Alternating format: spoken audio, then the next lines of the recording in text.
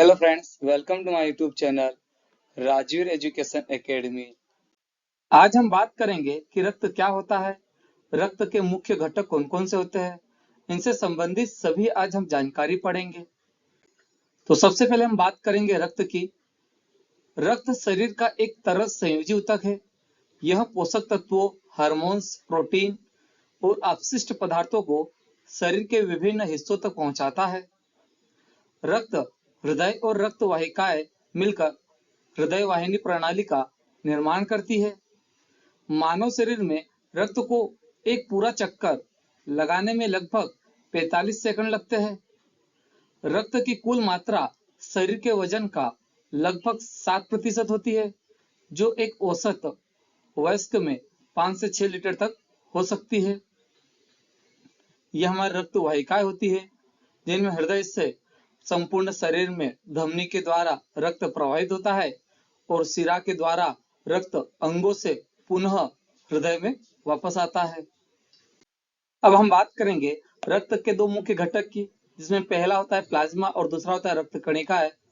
हमारे पास यहाँ पर ग्राफ है और ग्राफ में रक्त के दो मुख्य घटक बताए गए हैं। प्लाज्मा जो रक्त में 55% होता है और दूसरा है रक्त कणिकाएं, और यह रक्त में 45% पाया जाता है।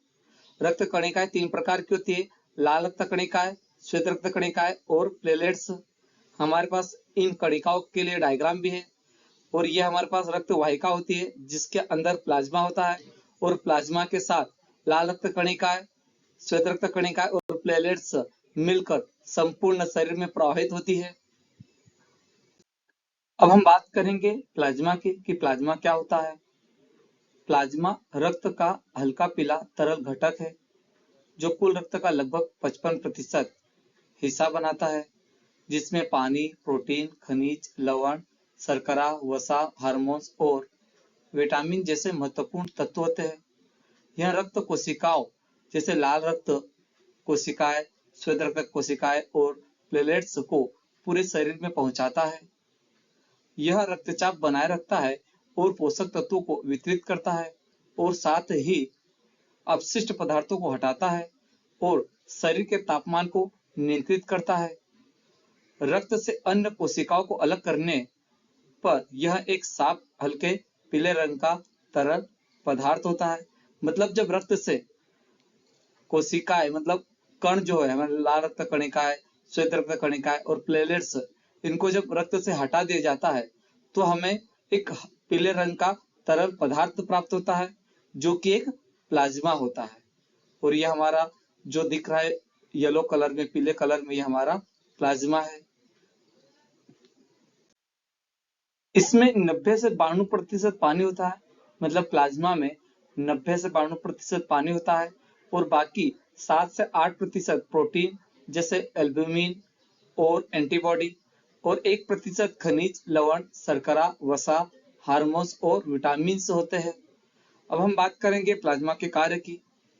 तो यहाँ पर पहला पॉइंट होता है परिवहन माध्यम। यह रक्त कोशिकाओं, लाल रक्त कोशिकाएं, श्वेत रक्त कोशिकाएं और प्लेटलेट्स को पूरे शरीर में ले जाने का कार्य करता है। दूसरा पॉइंट है रक्तचाप और पीएच का रखरखाव। यह रक्तचाप और शरीर के पीएच संतुलन को बनाए रखने में मदद करता है। तीसरा पॉइंट है नियमन। यह रक्त के पीएच स्तर को बनाए रखने, पोषक तत्वों को कोशिकाओं तक पहुंचाने और अपशिष्ट उत्पादों को हटाने में मदद करता है। चौथा पॉइंट है प्रतिरक्षा। इसमें एंटीबॉडी होते हैं जो संक्रमण से लड़ने में मदद करते हैं। और पांचवा पॉइंट है थक्का जमने में सहायक। इसमें थक्का बनाने वाले कारक होते हैं जो रक्त स्त्राव को रोकने के लिए रक्त के थक्के जमने में महत्वपूर्ण भूमिका निभाते हैं। अब हम बात करेंगे रक्त के दूसरे महत्वपूर्ण घटक रक्त कणिकाओं की, जिन्हें रक्त कोशिकाएं भी कहते हैं। रक्त कणिकाएं 3 प्रकार की होती है।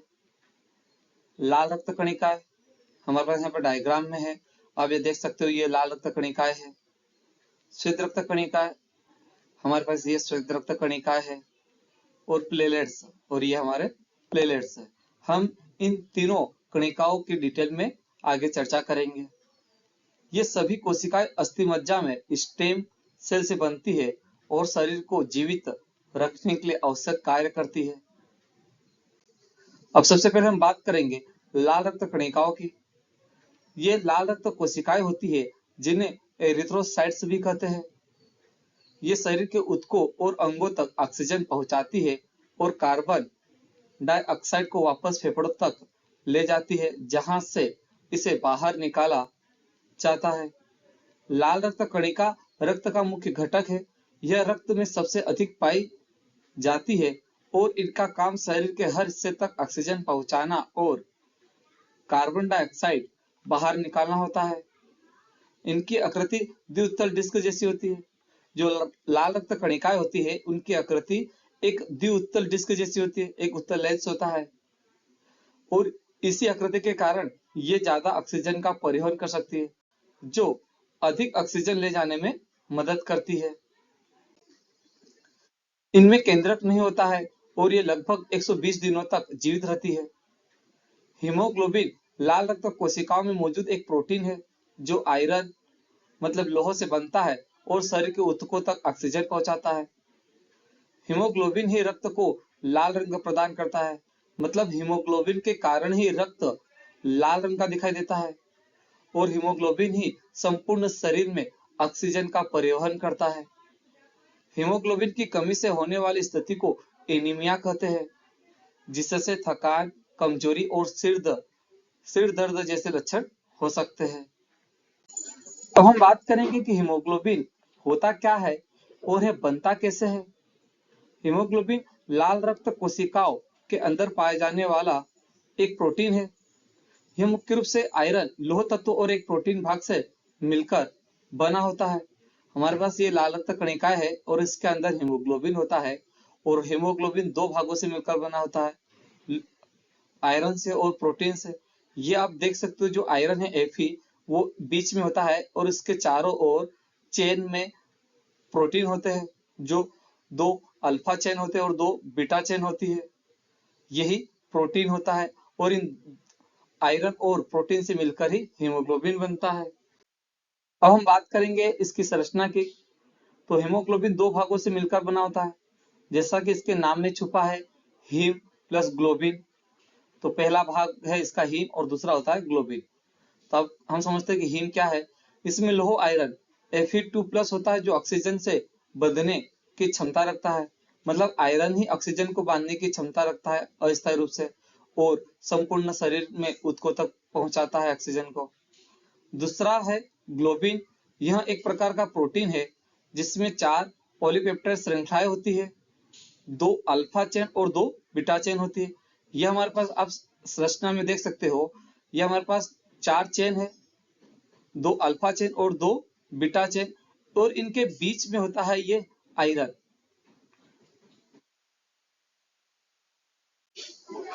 हीमोग्लोबिन प्रोटीन चेन और हिम समूह के संयोजन से हीमोग्लोबिन बनता है, मतलब हीम लोहयुक्त अणु प्लस ग्लोबिन, इनसे ही मिलकर हीमोग्लोबिन बनता है। Fe2+ लोह आयरन बीच में होता है और चारों ओर 2 अल्फा चेन और 2 बीटा चेन होती है, जैसे कि आप स्ट्रक्चर में देख सकते हो। जो आयरन होता है वो सेंटर में होता है और इसके चारों ओर 2 अल्फा चेन और 2 बीटा चेन होती है। इन्हीं के संयोजन से पूरा हीमोग्लोबिन अणु बनता है। हीम समूह में आयरन Fe2+ होता है। यह आयरन फेरस Fe2+ अवस्था में पाया जाता है।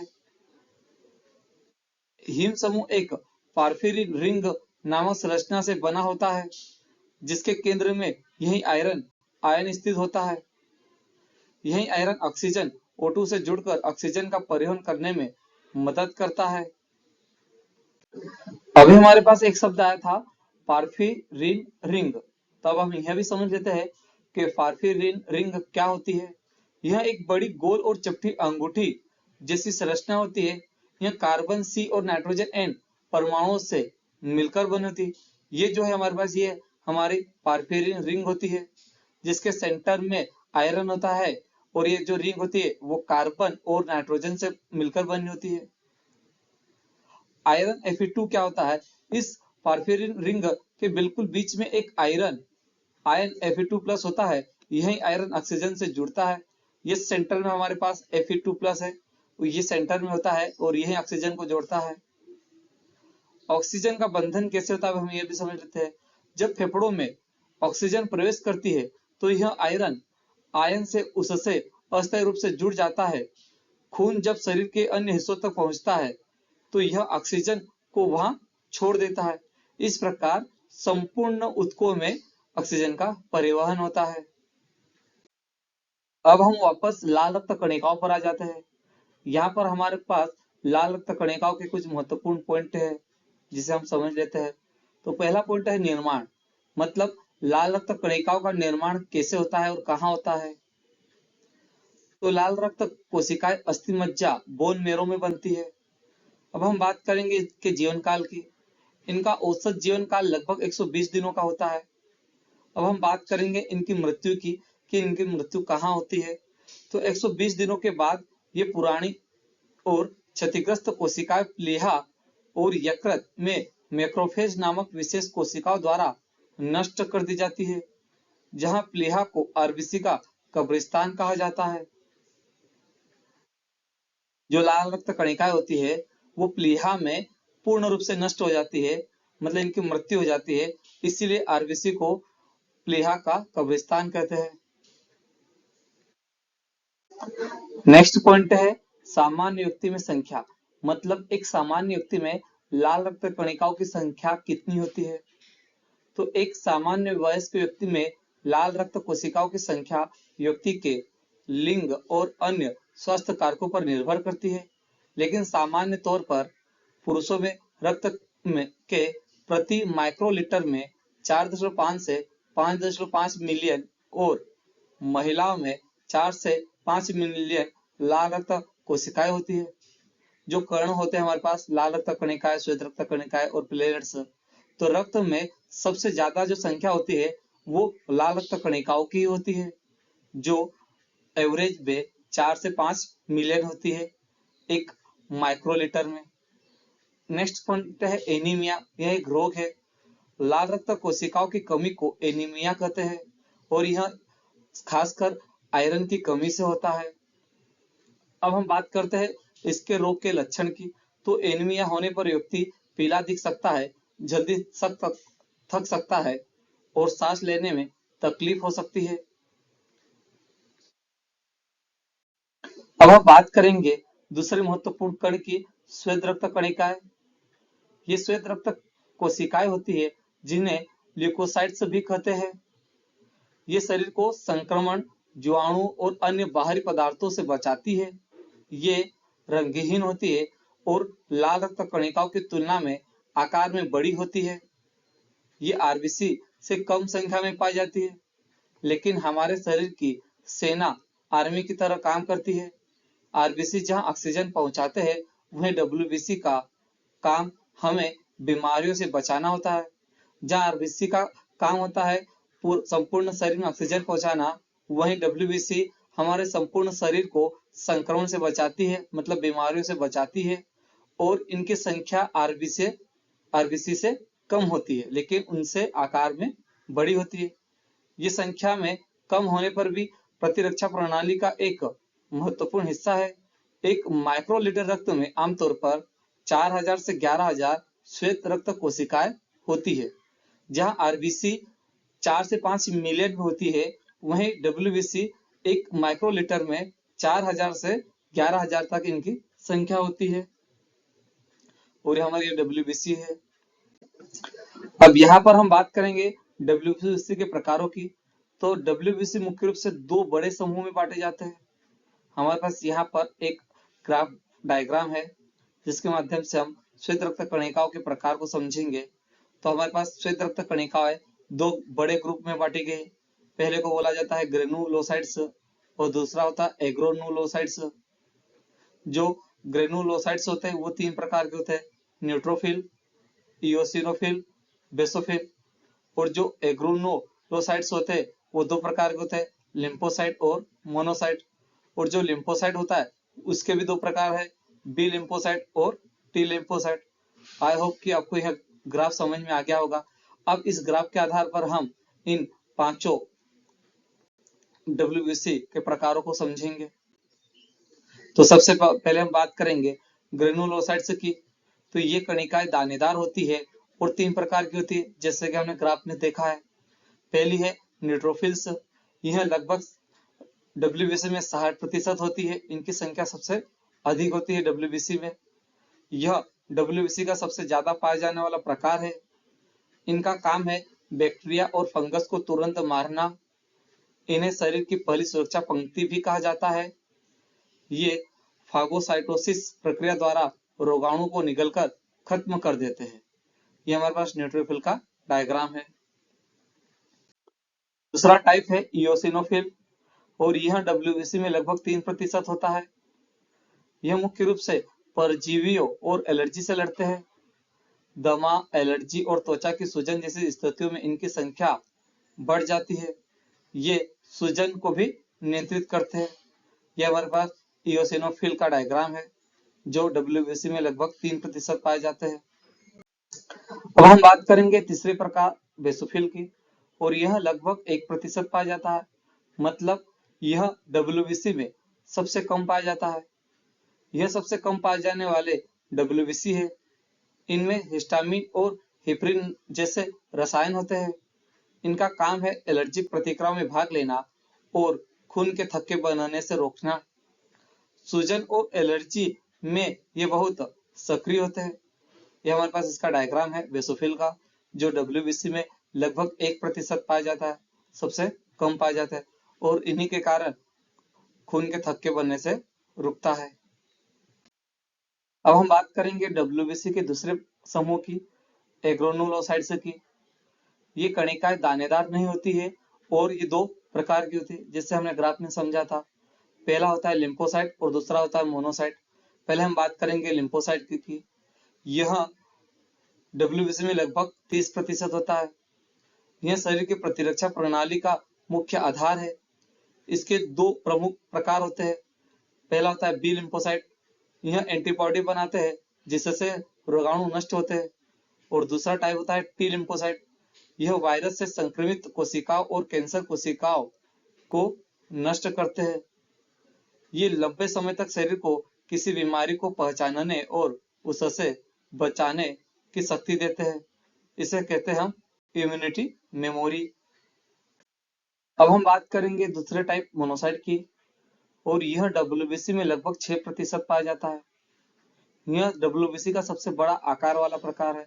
मतलब WBC में आकृति के अनुसार सबसे बड़ा आकार इस मोनोसाइट का होता है। इनका मुख्य कार्य है शरीर में मृत कोशिकाओं, बैक्टीरिया और कचरे को साफ करना। जब ये ऊतकों में पहुंचते हैं तो मैक्रोफेज बन जाते हैं जो शरीर के सफाई कर्मी की तरह काम करते हैं। अब यहाँ पर WBC के कुछ पॉइंट है, हम वो भी समझ लेते हैं।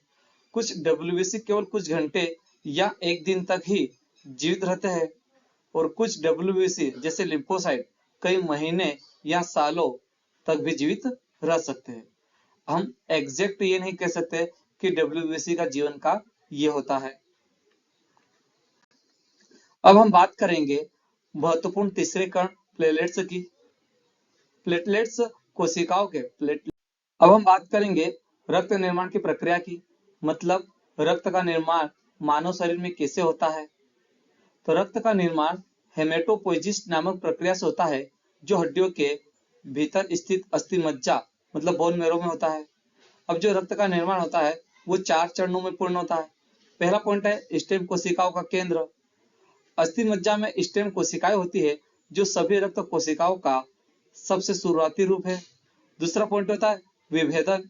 स्टेम कोशिकाएं विभाजित होकर पहले अविकसित ब्लास्ट रक्त कोशिकाएं बनती है जैसे अपरिपक्व लाल रक्त कोशिकाएं, श्वेत रक्त कोशिकाएं या प्लेटलेट्स उत्पादक कोशिकाएं। तीसरा पॉइंट होता है परिपक्वता। ये अविकसित कोशिकाएं आगे विभाजित और परिपक्व होती है जिससे अंततः परिपक्व लाल रक्त कोशिकाएं, श्वेत रक्त कोशिकाएं और प्लेटलेट्स बनते हैं। और चौथा और अंतिम पॉइंट है रक्त में प्रवेश। जब कोशिकाएं पूरी तरह से विकसित और कार्यात्मक हो जाती है तो वे अस्थि मज्जा से निकलकर रक्त में प्रवेश करती है। इस प्रकार रक्त का निर्माण होता है। आई होप कि यह वीडियो आपको पसंद आया होगा। यदि मेरा वीडियो आपको पसंद आया तो प्लीज मेरे वीडियो को लाइक करें, सब्सक्राइब करें और शेयर करें। धन्यवाद।